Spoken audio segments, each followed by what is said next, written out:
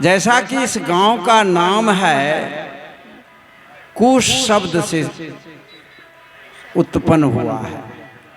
कुश के अग्रभाग जो होता है बड़ा तीक्ष्ण होता है, तेज होता है, जो कठोर भूमि को छेद कर बाहर आता है। इसलिए यहाँ के लोगों के बुद्धि में जब हमारे दार्शनिकों ने प्रत्यय लगाया, उसमें उपसर्ग लगाया, तो बुद्धि के साथ कुश शब्द का संयोग किया।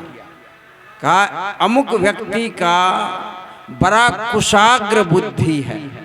बुद्धि में कुशाग्र, कुश के अग्रभाग अर्थात बहुत तीक्ष्ण, जो तमाम अवरोधक तत्व को भेद कर और वह बाहर निकलता है। ये संसार कठोर है। मिट्टी जो है क्या है? कठोर।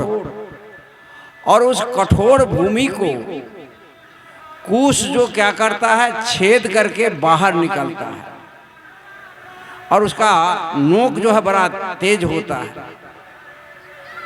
तो ये संसार रूपी कठोर भूमि है,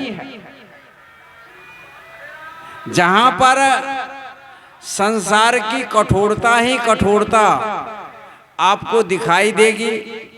चाहे घर है, परिवार है, समाज है, हर एक जगह वह कठोरता जिस तरह से आपके जीवन का जो पथ है, दो मुख्य पथ। मुख्य पथ क्या है? सतपथ है। मुख्य पथ क्या है? ज्ञान का पथ है। मुख्य पथ क्या है? सुख का पथ है। मुख्य पथ क्या है? शांति का पथ है। उस शांति के पथ में जो बाधक तत्व है, कठोरता है, अवरोधक तत्व है, वह कठोरता है। और उस कठोरता को छेदना है। तब इस धरती से जब कठोरता, धरती रूपी कठोरता को वह कुश छेदता है, तब बाहर निकलता है और इस धरती को हरियाली देता है। और कुश पवित्रता का भी प्रतीक है। जब कोई पूजा पाठ होता है तो उसमें उंगली में कुश को पहनाया जाता है और जल तर्पण करता है, रखता है। इसमें भी अर्थ है। अर्थ यह है कि जिस तरह से हम जो शुभ कार्य का आरंभ करते हैं, और भी तो घास था, दूसरे घास को अंगूठी में क्यों नहीं बनाया?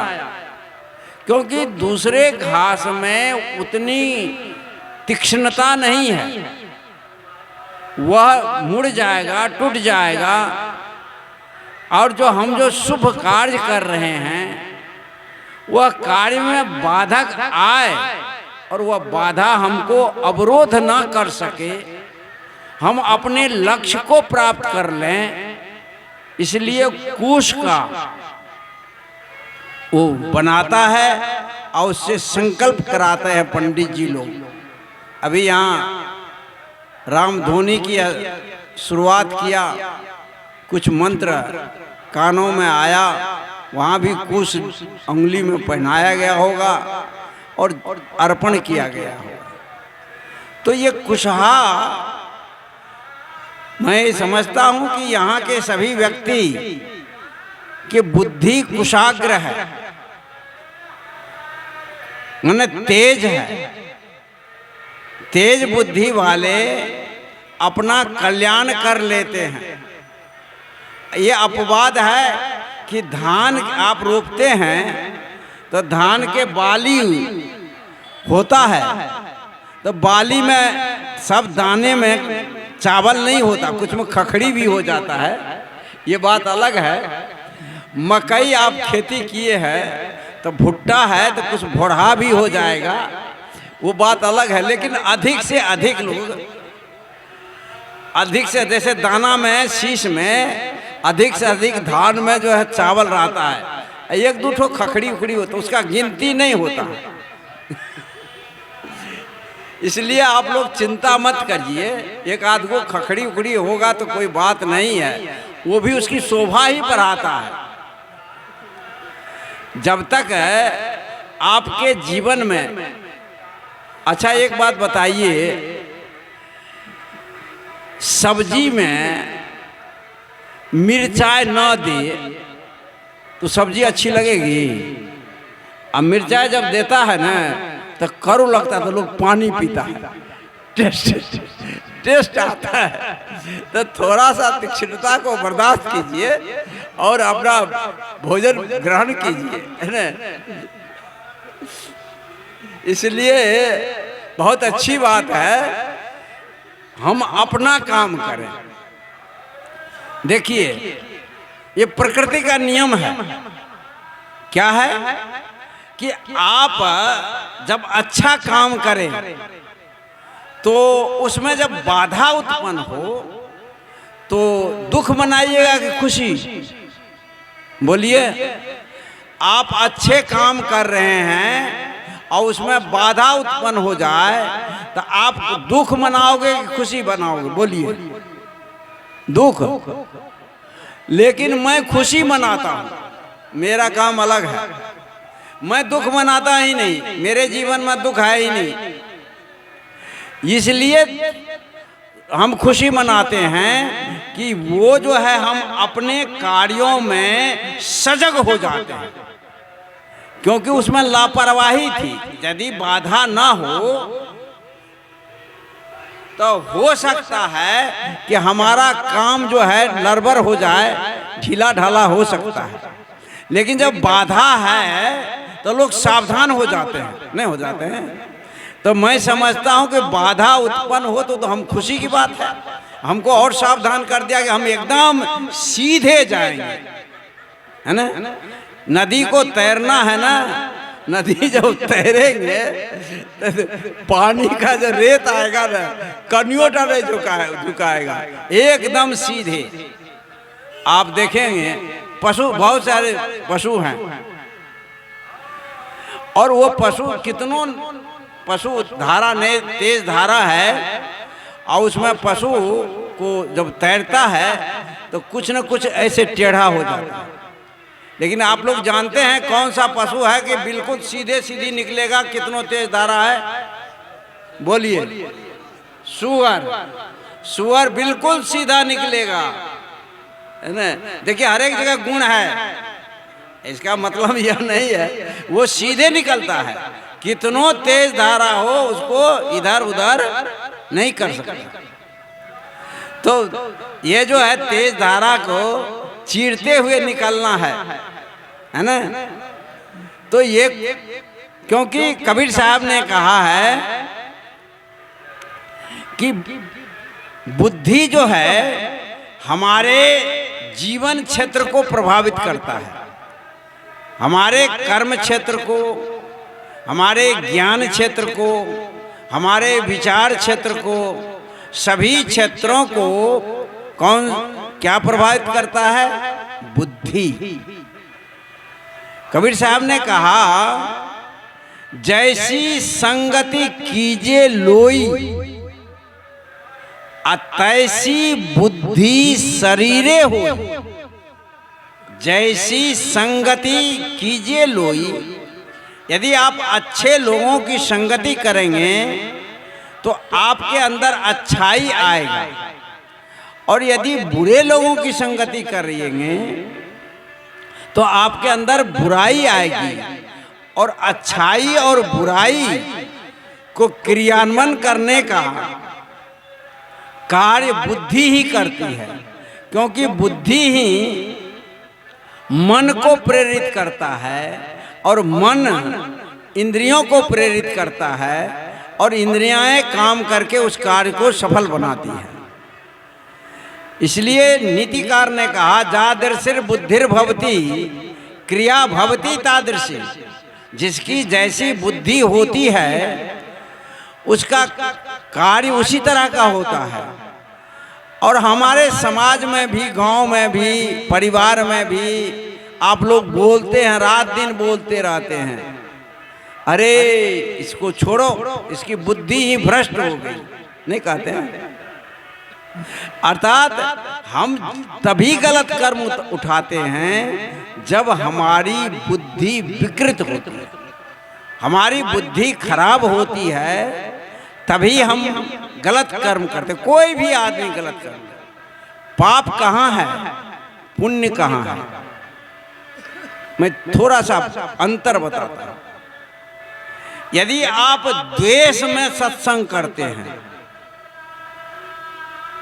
सावधान होइएगा, यदि आप द्वेष में सत्संग करते हैं, यदि आप दिखाने के लिए सत्संग करते हैं, यदि आप दिखाने के लिए राम ध्वनि करते हैं, यदि आप दिखाने के लिए द्वेष में राम ध्वनि करते हैं या कोई कार्य करते हैं, तो आप पुण्य नहीं कर रहे हैं, पाप हो रहा आपसे, और ये पाप ही होता है।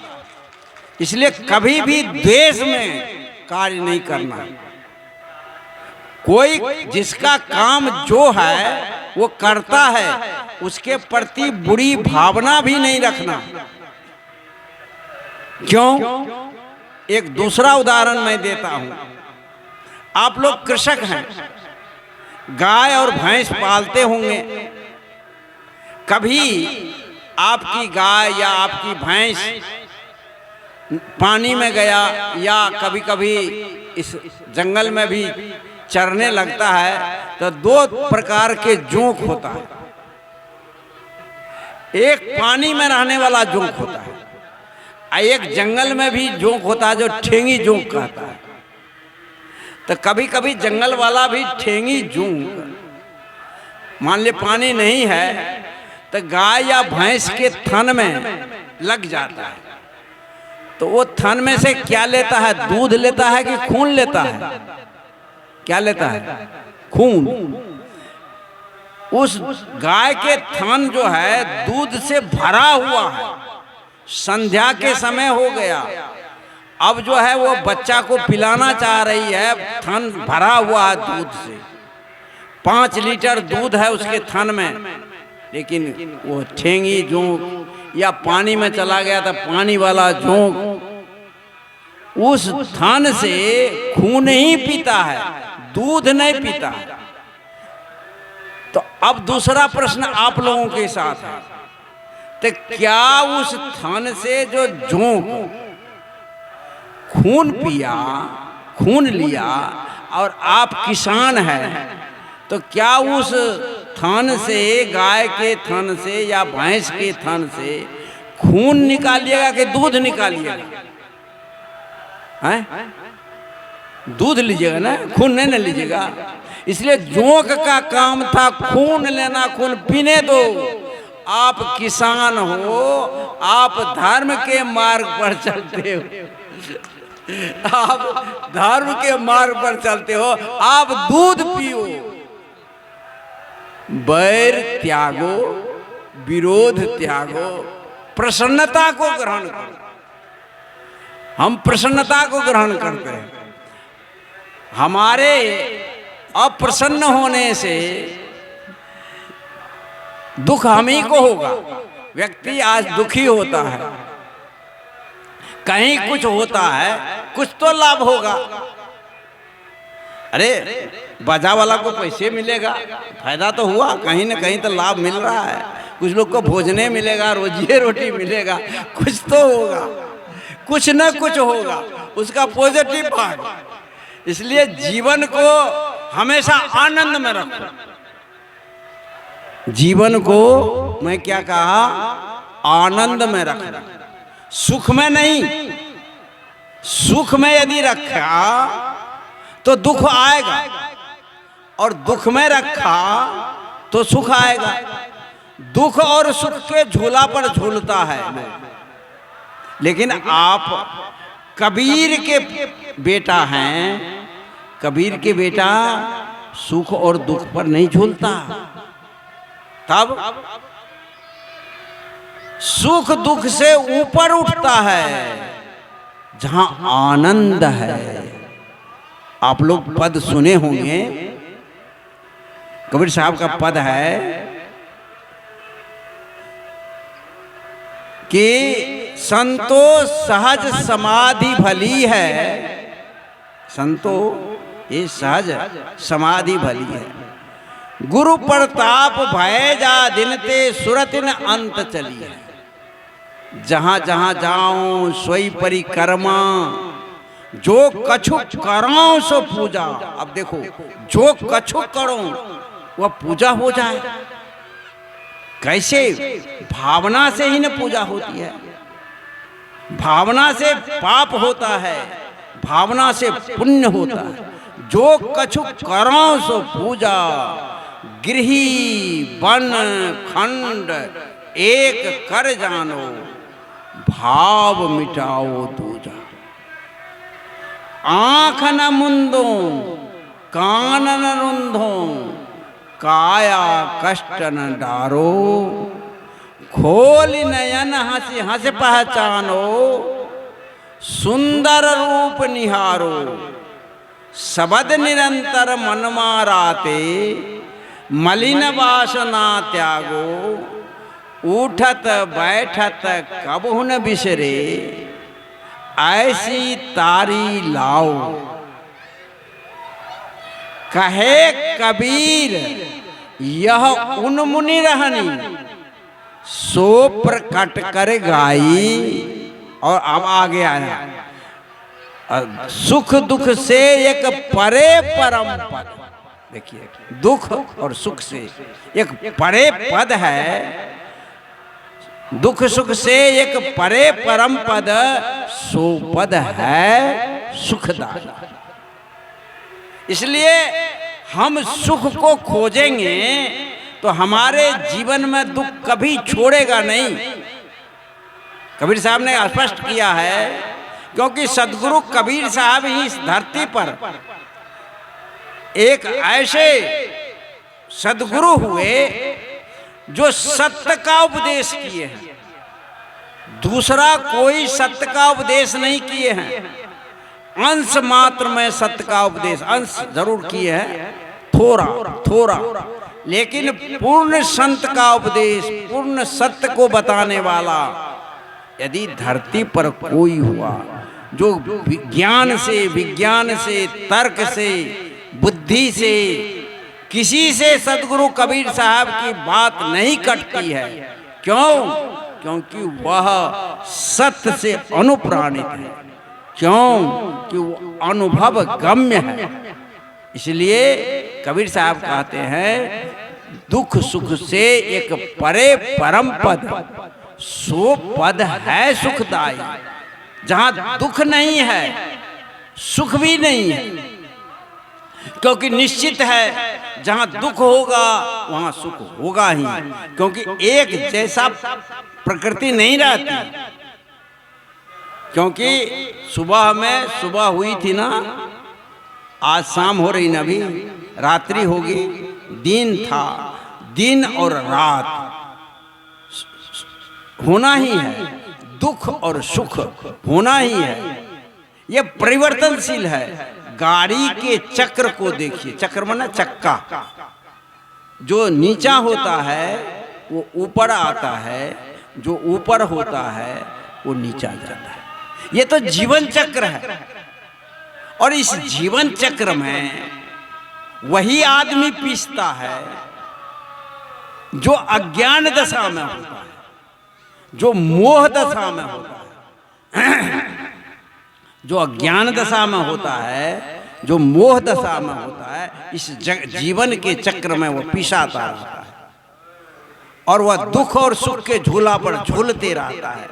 कभी हंसता है, कभी रोता है, कभी हंसता है, कभी रोता है। लेकिन जो सच्चे साधक होते हैं, जो सच्चे संत होते हैं, उसके जीवन में न सुख होता है न दुख होता है। अब प्रश्न उठता है कि ना सुख होगा ना दुख होगा, तो होगा क्या? तो वहां आनंद होगा। इसलिए भगवान को क्या कहा? आनंद कंद भगवान की जाए। आनंद कंद, आनंद जो आत्मा का जो स्वरूप है, आनंद स्वरूप है। आत्मा का स्वरूप जो है मुक्त स्वरूप है, और आत्मा का स्वरूप जो है परम सुख है। ये सुख नहीं, ये भौतिक सुख है। यहाँ जो सुख दुख है, ज्ञान गुदरी में आया है, दुख सुख मेला जग के भाऊ, त्रिवेणी के घाट नहाऊ, छुट गए कसमल मिले अलेखा, यही नैनन साहेब को देखा। जब सारा मल, सारा आवरण, सारा विकार जब आपका छूटता है, तब स्वस्वरूप का आप बोध प्राप्त करते हैं। और जब स्वस्वरूप का बोध प्राप्त करते हैं, तब सुख दुख से आप ऊपर उठते हैं। कहना बड़ा आसान है, करना बड़ा कठिन। इसलिए साधना करनी होगी। हर एक दिन, हर एक क्षण आपको सतर्क रहना पड़ेगा। ये नहीं टूटे न तार, कहते हैं छूटे न तार। वह जो तार है सुरति की तार, सुरति की लौ, हमेशा एक रति नहीं हटेगी। क्योंकि जब ये हटेगा ना, तो हमारे कबीर पंथ में एक शब्द आया है, काल निरंजन।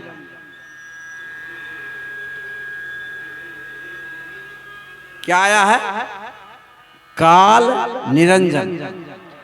वैसे निरंजन शब्द माना नेह माना होता है नहीं, अंजन माना माया। निरंजन का अर्थ होता है माया से रहित। लेकिन जब उसमें काल शब्द का जुड़ेगा, तो काल निरंजन मतलब इस जीव को भटकाने वाला। हमारे जीवन में जो विचार आता है, वह दो भाव में विभक्त होकर के आता है। एक शुद्ध सात्विक भाव लेकर के विचार आता है, एक दूसरा विचार जो भाव आता है, वह शुद्ध नहीं है, अशुद्ध राग द्वेष युक्त विचार भाव आता है। जहाँ राग होता है, द्वेष होता है, वहाँ वह विचार भाव व्यक्ति को सुख दुख पैदा करता है। लेकिन जो शुद्ध सात्विक विचार है, वहाँ न राग है न द्वेष है, वह आत्म भाव वाला विचार है, वह उदात्त भाव वाला विचार है। इसलिए हमारे जीवन का जो बहुमूल्य भाग है, वह हमारे भाव पर, विचार पर निर्भर करता है कि इस जीवन से हम क्या कमाते हैं। राम और रावण की बात, अभी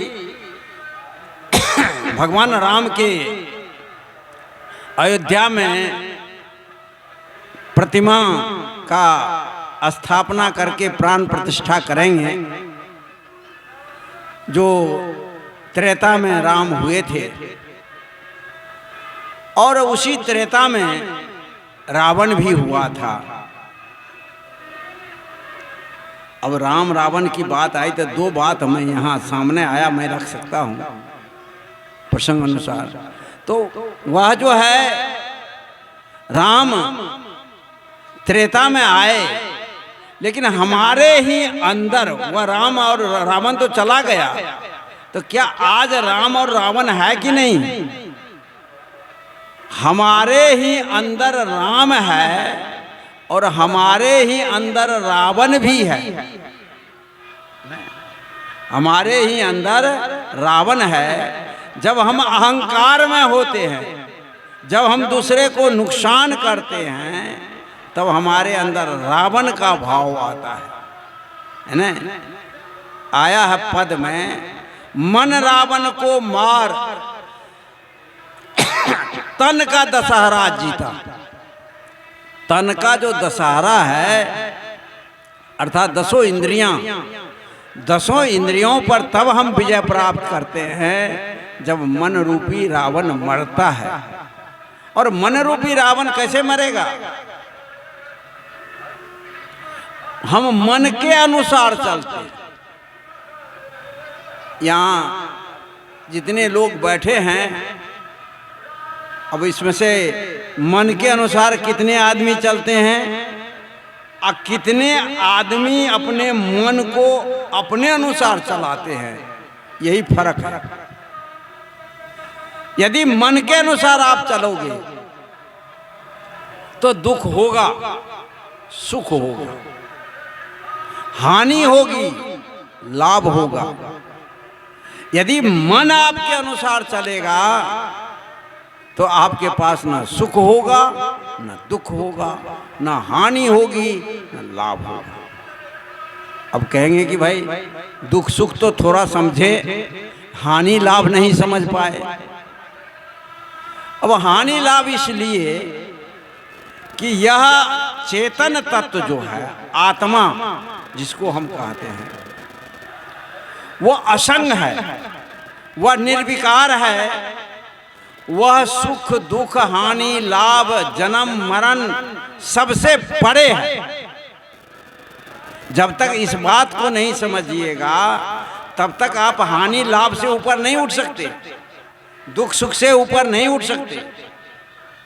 आत्मा क्या है? जो आप हैं, आप में ना सुख है, ना आप में दुख है, ना आप में हानि है, ना आप में लाभ है, ना आप में मृत्यु है, ना आप में जन्म है। जितने संजोग है, जितने कुछ आता है, जाता है, मिलता है, बिछुड़ता है, वो सब माया है, वह सब बाहर का है। और हानि लाभ किसका होगा? बहुत होगा तो आपका 10 कट्ठा खेत कोई जबरदस्ती जोत लेगा, यही नहीं करेगा। बहुत करेगा तो कोई दूठो गाली दे देगा, यही करेगा। बहुत करेगा तो कोई दूठो निंदा कर देगा आपका, यही नहीं करेगा। लेकिन इसको तो ये तो क्या है, न खेत मेरा है, न गाली वो दिया हम लिए, न निंदा लिए, खत्म, खेत छूट जाने वाला है। ये प्रकृति का है, ये शरीर ही प्रकृति है। जब यह शरीर प्रकृति है, शरीर छूट जाएगा तो खेत रहेगा, गाली रहेगी, विरोधी रहेगा, दुश्मन रहेगा, मित्र रहेगा। कौन दुश्मन कौन मित्र? ना कोई दुश्मन है, ना कोई मित्र है। यदि कोई आपका मित्र होगा तो कोई न कोई दुश्मन जरूर होगा। और यदि आपका ना मित्र है ना दुश्मन है, तब कुछ नहीं, सब बराबर। इसलिए सदगुरु कबीर साहब ने जो भूमिका दी, उन्होंने कहा सुख दुख से, है ना, दुख सुख मेला जग के भाव। ये दुख और सुख क्या है? जग का काम, संसार का काम है। कहा त्रिवेणी के घाट नहाओ। त्रिवेणी इंगला पिंगला सुषमना, है ना, त्रिवेणी की घाट नहाओ। छुट गए कसमल मिले अलेखा, सारा आवरण छुट गया। स्वामी जी कहे हैं सतपथ सत शब्द धर कर चल मिलन, आवरण सारे पार। आवरण छुट जाएगा। तो मतलब यह है, आवरण जब छूट जाएगा, आवरण कहाँ है? शरीर आवरण है। शरीर के ऊपर जो संस्कार आवरण है, शरीर से सूक्ष्म मन है, मन आवरण है, मन में संस्कार आवरण है, विचार में आवरण है, बुद्धि में आवरण है। इसकी व्याख्या बहुत अलग अलग करने पर बहुत टाइम लगेगा। ये सारे आवरण है। इन तमाम आवरणों को साधना के द्वारा, योग के द्वारा, ज्ञान के द्वारा, भक्ति के द्वारा, कर्म के द्वारा संयम के द्वारा, नियम के द्वारा इन साधनाओं को हमें करना है और सुख दुख से ऊपर उठना है। आज यह कबीर, सदगुरु कबीर साहब का मंच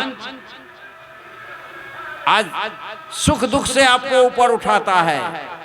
तमाम जितने धरती पर संत हैं, जितने धरती पर संप्रदाय है, आप किसी भी संप्रदाय में चले जाइए, किसी भी संत महात्मा के पास चले जाइए, वो क्या देगा?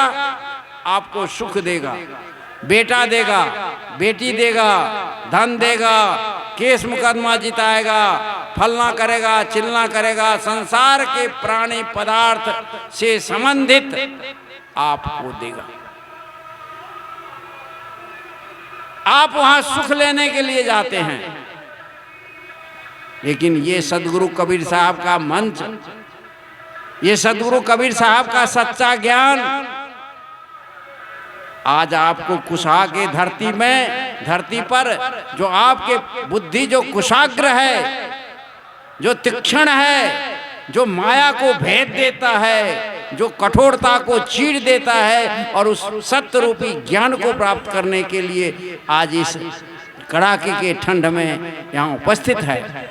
उनको क्या चाहिए? सुख चाहिए, दुख चाहिए?